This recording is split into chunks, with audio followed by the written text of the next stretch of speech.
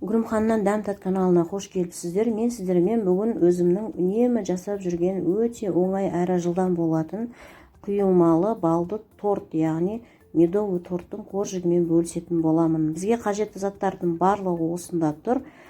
Ал қанша керек екендігін мен толықтай описание бөліміне жазып кететін боламын.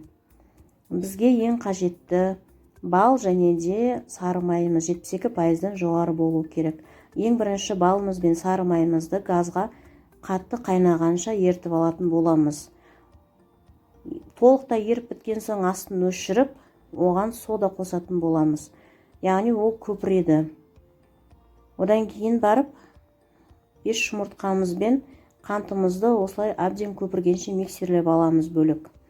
Кейбір балды торттарда, кейбір рецепттерде, яғни қантты балмен бірге, маймен бірге ертетін болады. Ал бұл жерде сәл басқаша болып келеді. Осылай көпіртіп аламыз. Яғни қантымыз толықтай еріді біздің. Енді біз ыстықтай көпіріп тұрған сары майымыз бен балымызды құямыз. Бұл соданың күшімен осылай көпіршік болады.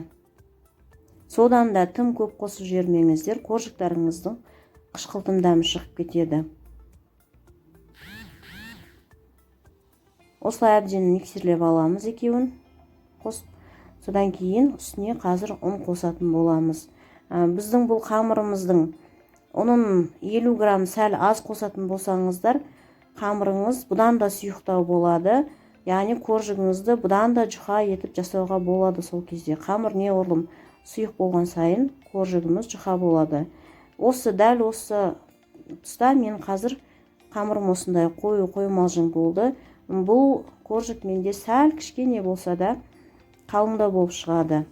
Егер де бұдан да жұқа қылам десеңіздер, дәл осы порцияны, яғни осы ұнды осында қосылатын кішкене ғана азайтып, 50 граммға азайтып салсаңыздар, бұдан да сұйықтау қамыр болады. Яғни сіздер бұдан да жұқа етіп жағып, қоржықтарыңызды бұдан да жұмсақ етіп жасауларыңызға болады.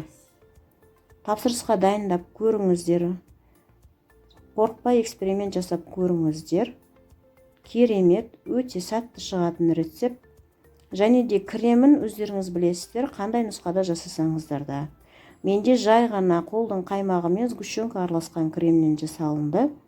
Және де пломбир креммен жасасаңыздар болады. Бізде осындай қып-қызыл әдемі қоржық болып шықты. Міне өте майысқақ, иілгіш келеді.